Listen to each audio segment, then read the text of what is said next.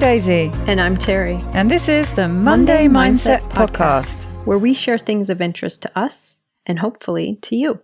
So let's get started with episode number 178.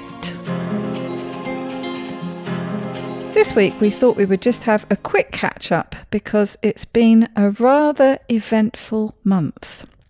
And I will let Terri tell you all about the great dramas. There's been a lot more drama on her end than mine, but we've both been a bit poorly, her much more than me. So we thought we would just take a little bit of time to tell you what's been going on with us.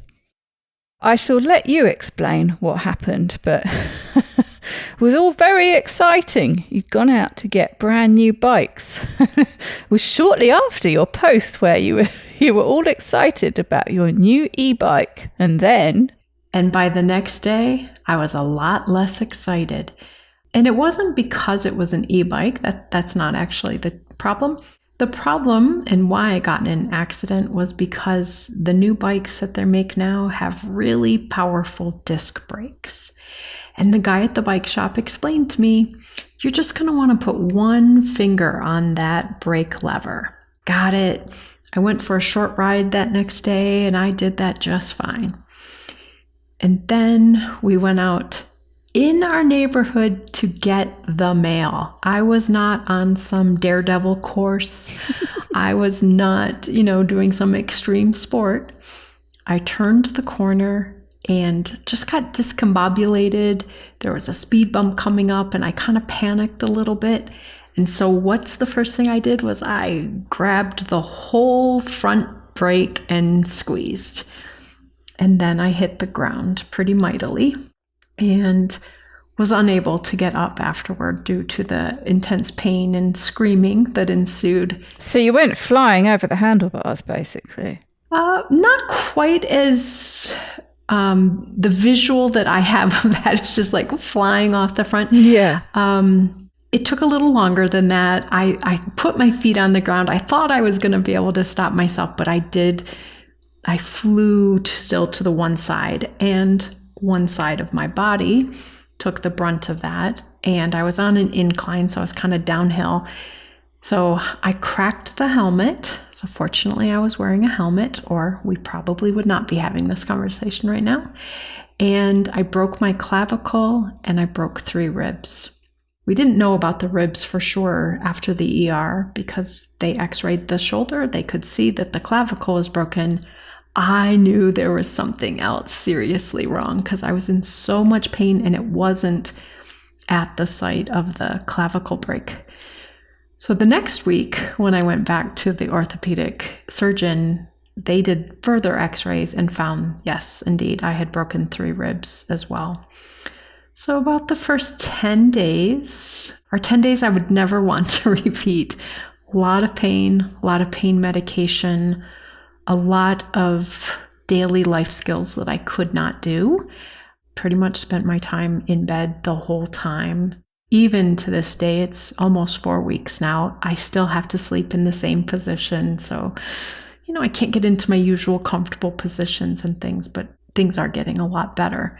So unfortunately, when it came time for you and I to record, I was kind of incapacitated at that point. So just a bit. Yeah. Yeah, unfortunately, we always tend to work quite ahead with our recordings. So we did have some recordings to use, but we only needed to throw one repeat in there in the end. We weren't sure at all how long it was going to go on for, how long you were going to stay incapacitated, because that was a pretty bad tumble. I can remember back in the day where I used to ride my bike all the time, I gave myself a scare. Nothing actually happened, but I don't think I hardly ever, and still to this day, I would hardly ever touch the front brakes because I was always terrified of that happening. I think I sort of did it once and came very close to going over the top. And from then on, it was just, no, it was always, because like you say, if something comes out in front of you or something, if you have to go for that emergency brake response, You're not going to do just a light little pressure. That's not going to be how it works. You can get away with that with a back break. You might go into a skid and other things could happen, but it's not going to be quite as problematic. Yeah, I'm a little curious what it might feel like for me to get back on the bike. I've already had some almost daydreams about being very scared, but I do want to get back. And some of you also have followed along over the past year or two. I am learning how to ski, and I would really like to continue learning and improving my skiing this winter. Yeah, do you think you'll be... I was going to say, will you be up for that? That feels a little borderline, whether you'll be ready for that or not. The orthopedic surgeon said I shouldn't have a problem this season. I will miss opening day, but I'm hoping by January. That gives my body a couple of months at least for some more healing. He said, some people it's a little faster, some people it's a little slower. For me, even more so than the clavicle break, I think it will be the ribs. It'll depend a lot on how that's feeling. I will share that for the first 2 weeks, I just tried not to move anything else in my body because it would hurt the ribs. And coming toward the middle of the second week, the unavoidable thing happened and I sneezed. I almost blacked out. Like, it was so painful. And then I sneezed a couple more times throughout the next few days. And since then, I've been doing like acrobatics to try to avoid sneezing. And I actually sneezed yesterday and it didn't cause me the blackout kind of pain. So I think the ribs are starting to do some healing as well. I think they're just going to take a while. And as it so happens, we've had a couple of episodes lately that you've been able to put some things into practice. So I can remember thinking, as soon as I saw one of the pictures of the paramedics there, or whatever, I'm not sure what you call them, but the emergency response people, I saw somebody was holding your hand. And of course, you would have had Erin in the room with you at different times. And, so there was that was one of the episodes that you did, I think, the difference in managing pain, the difference in how much you feel pain, whether you have somebody there with you, whether you have somebody holding your hand, that physical touch, how much difference that made. And then, of course, we had the swearing episode, which it was proven that if there was pain and you shout very loud swears, that can also help. So I'm very keen to know whether how you experience these and whether you found putting them into practice helped. Well, interestingly, that was one of my first thoughts. You brought it up about the photo and someone holding my hand. I certainly was aware of the swearing right away. The one drawback in this experiment of mine, which was not an intentional experiment, is that I don't have anything to compare it to. That intense pain with someone holding my hand or not, I don't have a comparison. Or, true. What if I did scream the swear words or didn't? I can tell you I did scream a lot of swear words, and throughout the past few weeks have been saying them frequently. I don't know that I don't know that they help mitigate the pain, but they somehow make me feel like I can do it because I'm focused on this energy of saying this thing versus the actual pain. Yes, I think that was more the case, actually, wasn't it? It was that you could tolerate the pain for longer if you were swearing. Mm-hmm. It was the example they had, or one of the examples they had, was holding your hand in ice water.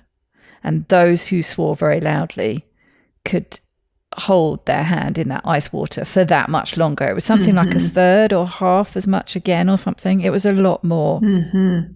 And the other thing that I think for me kind of complicated the experiment a little bit is I was pretty much out of my mind in pain, and I didn't really want to scream swear words with my neighbors around and with the paramedics and then the ER doctors. A couple of times when I did, they're like, that's okay, get it out, just say it. But I definitely was aware I was using those strategies. Again, I don't have a comparison to say what would it have felt like had I not had those strategies, but they were definitely strategies that I used throughout the initial pain part of this journey. I think on a practical level, it's quite important to have, especially if there are any kind of decisions that have to be made or information that you need to take in. It's important on a practical level of having someone with you to be able to take that information in, because you're going to struggle to do that when you're in pain, when you're on pain meds and things like that. So there are all sorts of different factors coming into play, I think, there. Mm-hmm. That's a good point, too. By the time we got, halfway through my ER visit, I already had 4 pain medications on board. I was a list of narcotics at that point, and I still felt a lot of pain. It surprises me a little bit. Sometimes people are like, oh, I hope they gave you the good drugs or the good medication. I'm just here to say there was nothing that felt good about any of that medication. There was still pain. And I really think there's something about when your body is using those medications to manage pain, they don't feel good. It's not I feel kind of buzzed, or I feel it just made the pain almost tolerable. So yeah, I've never, some people know, I don't even take over-the-counter medications as a person now. So suddenly taking narcotics and taking pain meds regularly, very uncommon for me in my approach. And I imagine also there's a massive difference between taking them when you haven't got pain to mitigate and taking them when there is pain there. All you're doing is reducing that pain, but you're not suddenly wafted off to cloud 9 in the meantime. Yeah, there was nothing pleasant about any part of it.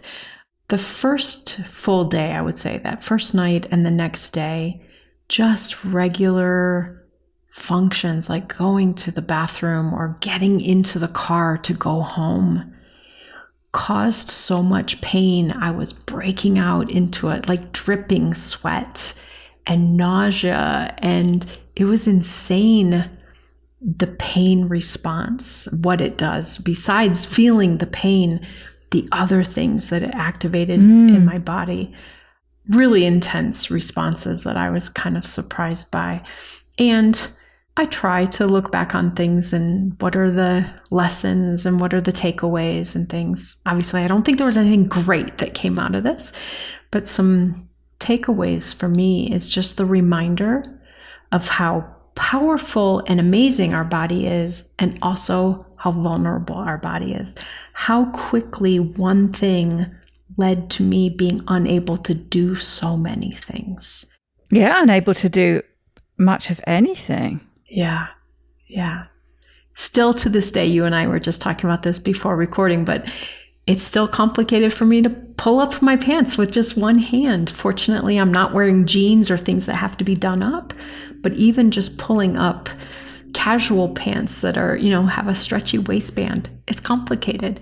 And so it's just been a real reminder for me about the work that I do, about health and longevity and the desire to have our body functioning as well as possible for as long as possible. So it has been a good reminder, refresher in that for me. Yeah, for sure. I guess the other thing, Daisy, that this drove home for me, reminded me, is that you and I have talked before about so many things about health and happiness and all these positive measures, the difference of quality relationships and having other people involved. You are well aware I've spent much of my adult life living alone, and I currently now live with a partner, and I cannot imagine getting through the first 10 days after this accident had I been living alone. Yeah, that was one of the first things that came to my mind, the difference with your situation now, that not that you were together before, but you weren't together under the same roof together, and how would you have coped? Yeah, nightmare. I mean, something as simple as, those of you who know, Daisy and I talk a lot about our dogs. I have not been able to take my dogs out for almost a month now. If I lived alone one, how would I have gotten home, and how would I have gotten in and out of bed? How would I have gotten my water bottle filled and food and medication on time and, all of these things? How would I have gotten to this appointment? And sure, I could have taken an Uber to that first orthopedic appointment, but that's complicated when you have to yell and scream as you're getting into the car because you're in so much pain. That's harder to do with an Uber driver. And it just has been such a reinforcement for me of, as much as I love my solo time, I'm an introvert, I need downtime, life, especially going through something like this, is more complicated when there's not someone else who can help with the tasks and the support. And so I just, many times throughout the past few weeks, I've just been thinking, I don't know how I would have done this in a different situation. If I were still living alone, this would have looked very different. And also the level of intimacy that is required for the tasks that you need help with. That's something that I would imagine, I guess in some ways it would be easier if it was a stranger helping you with those things. But in other ways, you can imagine just the extra layers of awfulness that adds onto it. Absolutely. So to have somebody who loves you and cares about you, and you can get past the embarrassment and the cringe of it all, that must have brought you closer together, I would imagine. I think so. The other thing that it points to that I need to continue to work on is I am not a great patient because I want to be very independent. I have taken care of myself for so long that it's really hard for me to ask someone to take care of me or do things that normally I could do on my own. It got really difficult. And at some point, it actually did kind of push my healing journey a little bit, in that I didn't want to have to ask. I thought, okay, I'm going to get out of bed again because I can't ask again to have this water bottle filled. So yeah, like you said, the intimacy involved in having someone help you with things that we are mostly all used to doing ourselves, and that vulnerability of having to ask, having to rely on someone, was something I'm really not used to. And it was kind of a eye-opening experience to feel so vulnerable and have to need so much support. The other thing that I was curious about, having watched, and I've forgotten the name of the series, but it was about the Sackler family. So it was all about Oxy on Netflix. Quite a good series, actually. It was based on Painkiller. That's the one.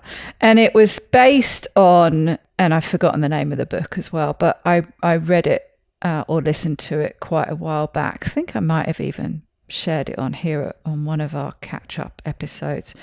It was based on that, so it sort of felt quite familiar, but it was quite a good series. I don't know if did you watch it?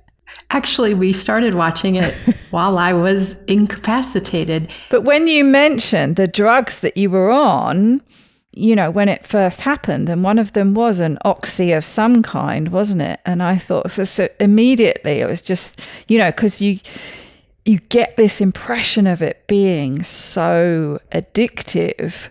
I mean, presumably there is a sort of an amount of time you have to take it for before it gets to that. But obviously that's what the series was all about, wasn't it? How it got people. And I imagine they're a lot different about how there's a big difference now with how they prescribe. It's not how it was in that series. But there were all these sort of red flags pinging, thinking, so I was quite interested in your experience with taking a drug like that for me has just got this, such a reputation now.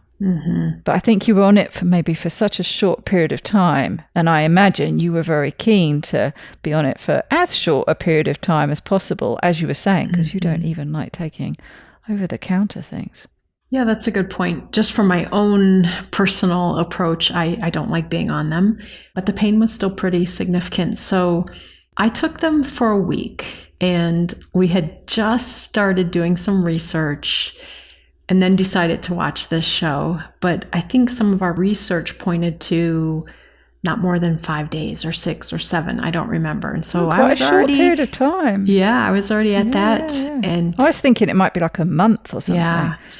The concern I actually had about it, I'm not saying that this couldn't happen. I don't think I was as worried about getting addicted as I was worried about what some information was saying is that when you stop taking it, you actually have rebound pain, that the pain actually is intensified. And that's partly why people then continue to use the medication again, or sense. a higher dose or whatever. And so that concerned me. I thought, I just want the pain to keep decreasing. I don't want to have this increase. So I did stop the medication. I think it was on day 6 or so. Then we were watching this show, and we just finished it not too long ago. But yeah, that stuff is scary to me. I don't like being in an altered state. I don't like needing that. After I stopped taking that, I was still taking acetaminophen or Tylenol and ibuprofen. Those are normally things I don't even take. And so even those are a stretch for me. And this week I've had several days where I didn't take any, and several days where I've taken maybe 1 dose.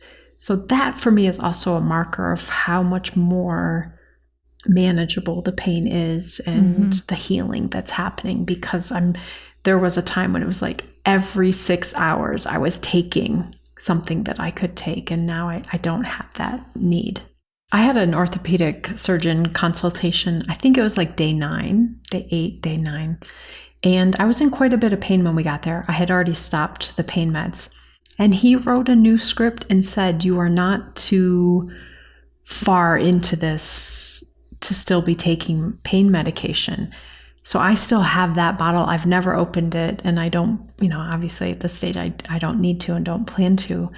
But it's also helpful to hear different opinions about it. And sometimes just even getting that confirmation, like it is normal that you're having pain right now, helped me to tolerate the pain a little differently at that stage. But I also felt like I had a little bit of a safety net, that if, let's say in the middle of the night, I was in too much pain to sleep, I knew that I had them. I'm curious, Daisy, because you've also been kind of recently navigating physical pain and things. You want to share any of the learnings that you've experienced? Yes. Well, I do have a strong message that came out of it, which is not to second guess yourself, because that's what I did. I knew from day 1, really, that I had shingles again. And I did what I always do is get on Google, and it seemed to be saying that it's very unusual for you to get shingles more than once. I've since discovered actually it's very common for people to get shingles more than once. I've spoken to lots of people who've had it multiple times, and speaking to somebody quite recently who has it, it flares up when she gets really stressed and tired quite often, actually. So that's a bit of a myth. But I hadn't actually had it for 20 years, thereabouts, and I didn't realise it when I had it the first time. I had quite a small rash. I know some people get really big rashes. It can sometimes go all the way around. It gets really serious, can go on the face, all sorts of things. I had quite a small rash that was under my bra strap, and it was in the middle of summer. I just thought it was a heat rash. Really, really uncomfortable. And I showed my mum, and she said, that's not a heat rash. You need to go to the doctor.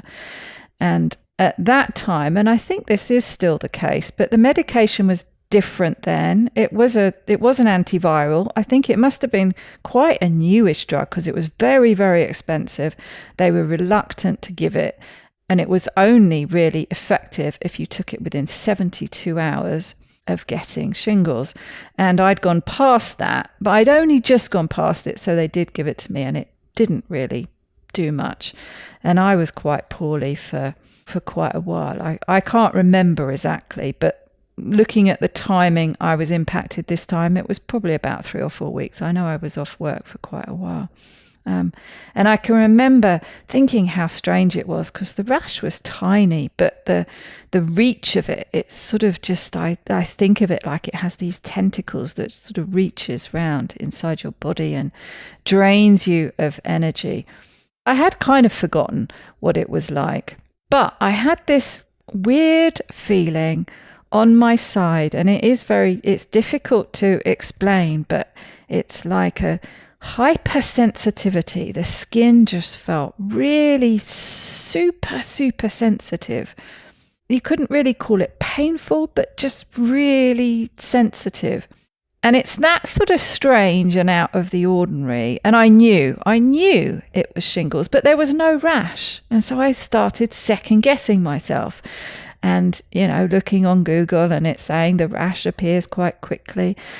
And so I was just carrying on, and it was getting a bit sorer, and it was just there all the time, but nothing was bad enough really that it didn't necessitate really taking time off work, but I didn't feel very good. And I went up to see my sister, getting on for a week in. She had an exhibition of her work that I really wanted to go and see, and it's quite a long drive, and it was quite a stressful drive. It was raining a lot, and I don't like driving in the rain that much and on the motorways and things. Again, it was okay. I was okay going, but it was gradually sort of getting a bit worse. And it was on that return drive where it really sort of kicked up a gear and started to feel quite painful. And it was the day after that the rash started appearing. And that was when I stopped second guessing myself. And I had confirmation that it was indeed shingles. But that rash did not appear until at least it was something like day 7, day 10. So quite a long way in. But I knew from the start. But this is how bad the health system is here. So I phoned up to try and get to see a doctor, because I thought presumably they're going to want to see the rash to confirm it. Waited a long time on the phone, spoke to somebody who they then said a doctor would phone me back. I then, a few hours later, got a text asking me to send a picture. So I sent a picture. I also sent my sort of self-diagnosis description, basically, and then got a text back with a prescription for the antivirals. So presumably they either thought it was shingles or they just throw tablets at everyone.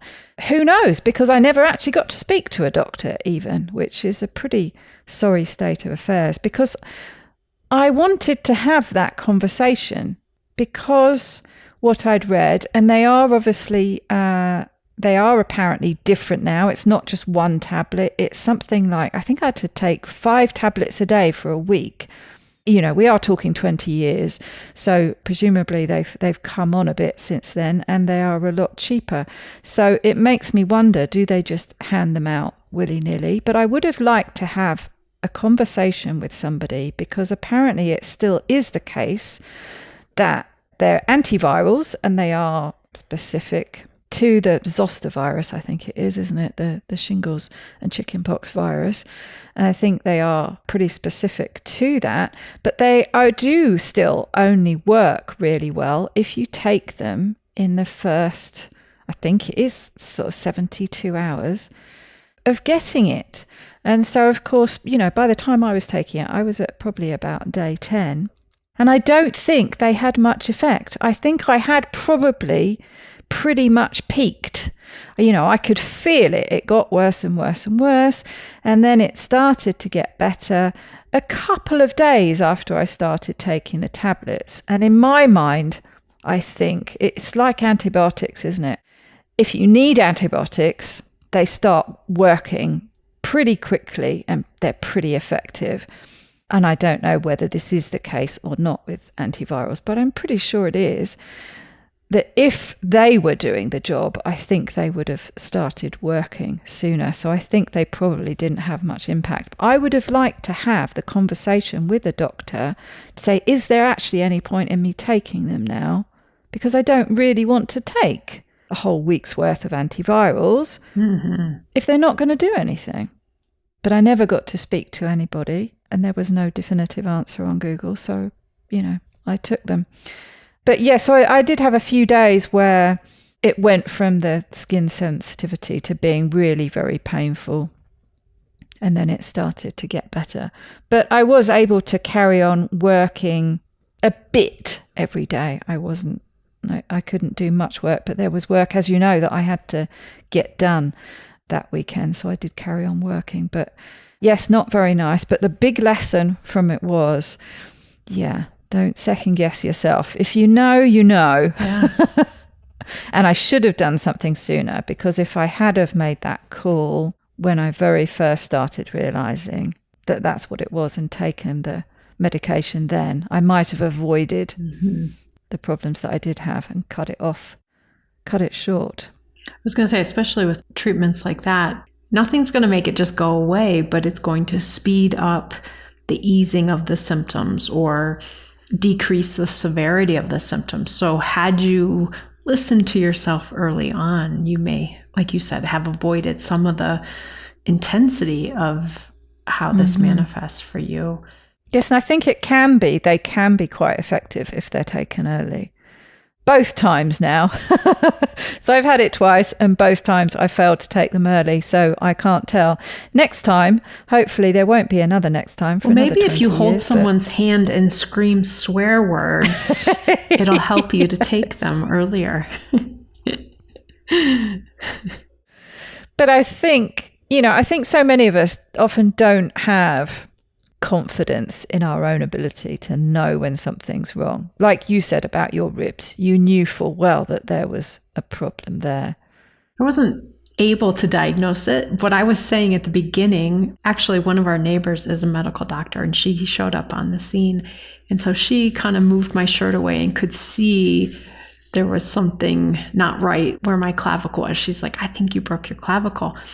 And I said, that's not where it hurts. And she's like, where does it hurt? And I kept telling her it was on my scapula. But when I got into the hospital, the doctor, they kind of rolled me on the side, which was very painful. But the doctor pressed on the clavicle and no peep out of me.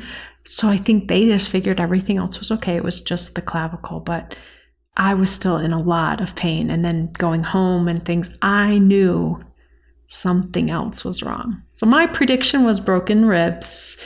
And then that was confirmed a week later that yes, you have 3 of them.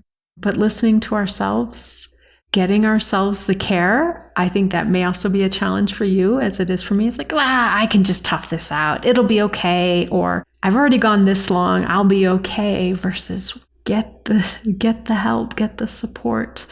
I had to be taken in an ambulance. I was so opposed to being taken in an ambulance. I was crying, no, don't call them. And it was a point of, you can't get off the ground. We don't have an option.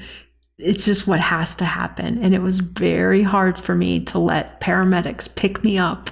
They have like this little scoop system that they do. And it was very hard for me. Yeah, you say it's the ultimate vulnerability, isn't it? Yeah. You're completely handing over to somebody else. Absolutely. I joked about it afterwards, but those Facebook or social media things, like you have to go through a long checklist of which of these things have you done? Been married, had a baby, went to Europe, blah, blah, blah. Broken something. I got to check off several from my list. First ride in an ambulance. First time taking 4 narcotics within a few hours. First broken bone, let alone 4. Yeah, I got to check a lot of things off. But unfortunately, it was one of those lists where I wouldn't have ever wanted to check off any of those things. So the only thing I can't check off a list that I wanted to so badly when I was young is wear braces. Now, in the past couple of years, my dentist has said, I do see some usefulness for you for braces, not because my teeth are crooked, but because of not enough of distance between the top and the bottom teeth. Oh, really? So I may get to check that one off my list at some point here. Well, I'm just glad that you do seem to be recovering very well and without the need for operations, because of course that adds another layer of issues with recovery and just the recovery from general anesthetics. I mean, I'm not a fan of having to have a general anesthetic. I think the operations that I had, I felt at some point I was being affected more by the general anesthetic than anything else. So I know that's something you wanted to avoid. So I'm really happy that you managed to do that. And it's not just about toughing it out. There didn't seem to be, when you were weighing up the pros and cons, there wasn't really any great advantage, was there, to going through an operation. So it was better just to heal naturally. If anything, it would have felt like a little bit of a setback in order to move forward. And I was like, I'm already moving forward. Let's just keep moving. And Daisy, I want to thank you too. I know we are thousands of miles apart, so you weren't here to do some of those things, but your help with navigating what to do with our podcast, also helping to navigate what to do with the Fasting Method podcast that you are such an integral part of, that relieved so much tension for me. So thank you so much for your stepping in and doing whatever you could do to help facilitate those things. Well, you're very welcome. I tried to add the humor. There were a couple of things where I said, is it too soon to make a joke about this? First few days I was not willing to joke yet. Yeah, once you're past the extreme pain. Yeah. Well, I'm glad that you're feeling better also, Daisy. And both of us have some lessons learned, reminders that we're taking from these experiences. And hopefully everyone out there listening is doing well and doesn't need to have these reminders. Just learn from us, learn from your previous experiences. Listen to your body, listen to yourself, trust yourself, and, lean into it when you need to be vulnerable. Ask for the support you need. So that's my wrap up of this last month. Definitely. And what a month it's been. Well, hopefully the next month will be a lot easier going. But until we meet again, hope you have a very wonderful week. Take good care, everybody.